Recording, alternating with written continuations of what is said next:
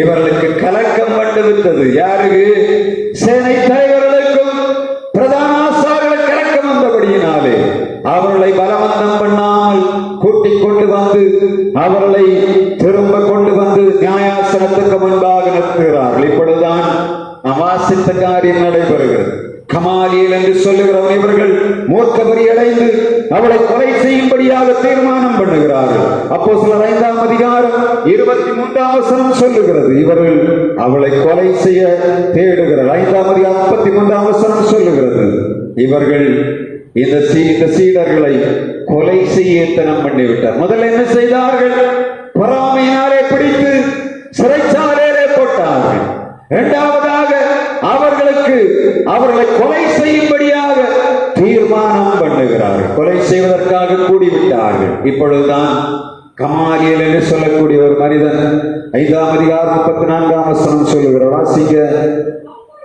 அப்பொழுது சகல ஜனங்களாலும் கனம் பெற்ற நியாய சாஸ்திரியான கமாலியேல் என்னும் பெயர் கொண்ட ஒரு பரிசேயன் ஆலோசனை சங்கத்தில் எழுந்திருந்து, அப்போஸ்தலரை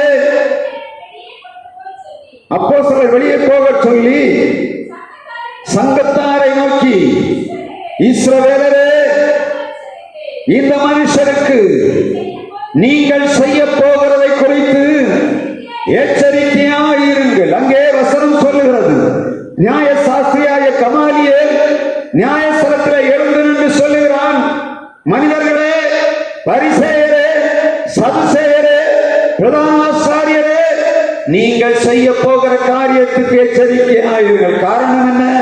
தெயுதாஸ் என்பவன் எழுப்பினான், யூதாஸ் என்பவன் எழுப்பினான். அவர்கள் நிற்காமல் போனார்கள்.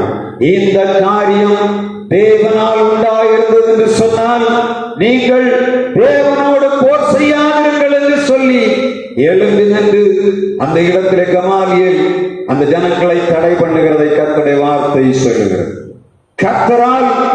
கர்த்தரால் செய்யப்பட்ட, கர்த்தரால் உருவாக்கப்பட்ட, கர்த்தரால் வேர்பிரிக்கப்பட்ட, கர்த்தரால் ஆயத்தம் பண்ணப்பட்ட எதையும் தடை பண்ண ஒரு மனிதனாலும் கூடாது என்பதை கமாலியேல் அறிந்திருந்தார். இவர் யார்? ஒரு நியாய சாஸ்திரி, நியாய பிரமாண போதகன். எல்லா விதமான பழைய பாட்டு உபதேசங்களையும் மோசே நியாய பிரமாணத்தை கற்றுக் கொடுக்கக்கூடிய ஒரு நியாய சாஸ்திரியாய கமாலியேல் சொல்லுகிறார், கர்த்தரால் உருவானது என்று சொன்னால் நீங்கள் தடை பண்ண முடியாது.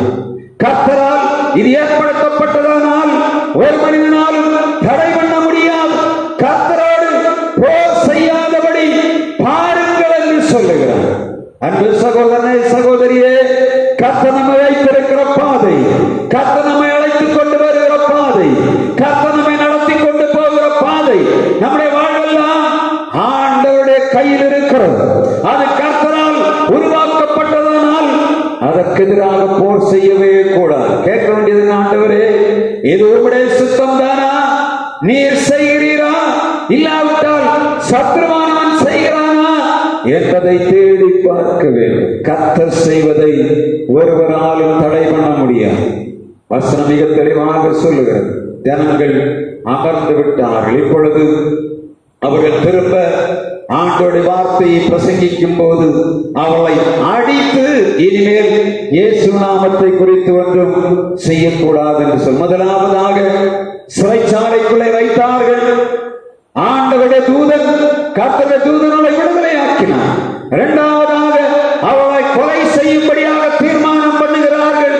கமாலியேல் அவளை விடுதலை ஆக்கினார். ஆனாலும் அவர்கள் விடவில்லை. திரும்ப என்ன பண்ணாங்க? அடி கொடுத்தாங்க. முதல்ல பொறாமையினால் எடுத்து சிறைச்சாலையில வைத்தாங்க. இரண்டாவது கொலை செய்யும்படியாக கூடினார்கள். இப்போ இதெல்லாம் தெரிந்து தேவதூதர்களை விடுதலை ஆக்கிறதை தெரிந்த பின்பு அவளை அடித்து இயேசுவை குறித்து பிரசங்கிக்க கூடாது என்று சொல்லுகிறார்கள். அவர்கள் சொல்லுகிறார்கள், கர்த்தருக்கு கீழ்ப்படிவதை காட்டிலும் உங்களுக்கு கீழ்ப்படிய முடியுமா? எங்கள் ஆண்டவர் இவைகளை அறிவிக்கும்படியாக எங்களை ஆயத்தப்படுத்தி இருக்கிறார். எனவே மனுஷருக்கு கீழ்ப்படிவதை பார்க்கலாம் தேவனுக்கு கீழ்ப்படிவதே என்று சொல்லி அவர்கள் தைரியமாக நின்று பிரசன்னம் பண்ணினதாக வேதம் சொல்லுது. அடிகள், உதைகள், பரியாசங்கள், எல்லா விதமான பொறாமைகள், இவைகள் உபத்திரவங்கள் ஒன்றும் தேவதூதன் மூலமாக விடுதலையாக்கப்பட்ட சீடர்களை ஒன்றும் செய்யவில்லை. திருச்சபை ஆதி காலத்திலே, அப்போஸ்தல காலத்திலே மிகுந்த உபத்திரவங்களின் மத்தியிலே வளர்ந்தது.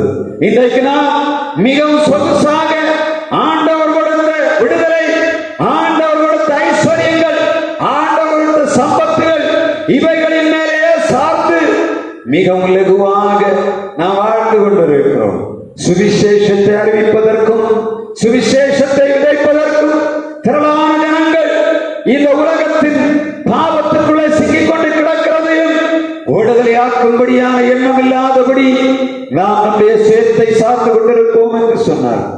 ஆண்டோட வார்த்தை சொல்லுகிறது, நாம் உட்கார்ந்திருக்கிற, நாம் சுவிசேஷத்தை பிரசங்கிக்கிற இந்த சுவிசேஷமானது அடிகளின் மத்தியிலே, அது சிறைகளின் மத்தியிலே, அது மிரட்டல்கள் மத்தியிலே, அது உருட்டல்கள் மத்தியிலே வளர்ந்தது. கர்த்தரால் உருவாக்கப்பட்ட எதையும் ஒரு மனிதனும் ஒரு காலம் தடை பண்ணிவிட முடியாது. உலகம் ஒருவேளை உங்களை சிறைப்படுத்தலாம், உலகம் ஒருவேளை உங்களை மிரட்டலாம், உலகம் ஒருவேளை உங்களை எதுவும் செய்து விடலாம். ஆனால் தூதன் இருக்கிறான், கமாலியல் இருக்கிறான், கர்த்தருடைய ஆவியானவர் இருக்கிறார். எனவே பயந்து போகாதீங்க. வாழ்விலே, உங்களுடைய வாழ்விலே எல்லாவற்றையும் நடத்தி கொண்டிருக்கிற ஆண்டவர் ஒரு காலம் உங்களை கைவிட மாட்டார். உங்கள் வழிகள் சிறைச்சாலை போல் காணப்பட்டாலும் ஆண்டவர் அங்கிருந்து உங்களை விடுதலையாக்கி கொண்டு வருவார். உங்களிடத்தில் இருக்க வேண்டிய ஒரே ஒரு காரியம் விசுவாசம் மாத்திரம்தான். இந்த சூழ்நிலை மாறி போகும். கர்த்தர் அனுமதித்திருப்பதானால் இதிலே நான் என்னை ஒப்புக் கொடுப்பேன் என்று சொல்லி சீடர்கள் ஒப்புக் கொடுத்தது போல ஆண்டவருடைய சமூகத்தில் ஒப்புக் கொடுப்போம். கர்த்தர் தொடர்ந்து நம்மை நடத்துவார். அப்போஸ்தலருடைய காலங்களிலே திருச்சபை எல்லா உபத்திரவங்களிலும் வளர்ந்தது.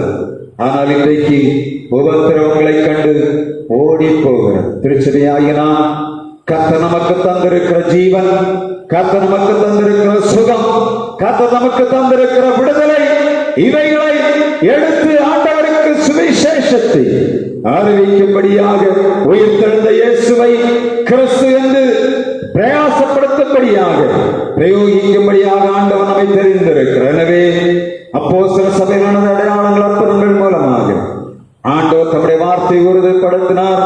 இன்றைக்கு உறுதிப்படுத்திக் கொண்டிருக்கிறார். உங்களை ஒரு கருவியாய் ஆண்டவர் வைத்திருக்கிறார் என்பதை நினைவில் வைத்து நம்முடைய சிந்தனைகளிலே செயல்படுவோம். கர்த்தர் தொடர்ந்து நம்மை ஆசீர்வதிப்பாராக. ஆண்டவருடைய சமூகத்திலே ஜெபம் பண்ணுகிற நாம், ஆண்டவரே, இந்த அப்போஸ்தல சபை அப்போஸ்தலருடைய காலத்திலே திருச்சபையானது வளர்ந்தது. ஆனால் இன்றைக்கு அது எப்படி காணப்படுகிறது? நான் ஆண்டோட உயிர்த்தெழுந்த வல்லமை ஜனங்களுக்கு அறிவிக்கிறேனா? இல்லை, எல்லாவற்றையும் மூடி வைத்திருக்கிறேனா? நான் எல்லாவற்றையும் பேசுகிறேன். இயேசுவின் உயிர்த்தெழுந்த வல்லமையை, இயேசுடைய விடுதலையாக்குகிற வல்லமையை, தூதர்களை கொண்ட ஆண்டவர் செய்கிற மகத்துவமான கிரியைகளை, நம்முடைய வாழ்விலே ஆண்டவர் செய்து வருகிறவைகளை ஒரு நாளும் மறவாதபடி அறிவிக்கும்படியாக ஆண்டவர் நம்மை தெரிந்திருக்கிறார். தொடர்ந்து ஆண்டவர் நம்மை நடத்தும்படியாக அவருடைய கரங்களில் ஒப்புக் கொடுப்போம். திருச்சபை வளர்த்தும்படியான ஆத்துமாக்களை ஆதாயம் பண்ணுகிற பணியிலே நாம் இணைந்து செயல்படுவோம். உயிர்த்தெழுந்த இயேசுவின் வல்லமை ஜனங்களுக்கு அறிவிப்போம். கர்த்தர் தொடர்ந்து உங்களை நடத்துவாராக.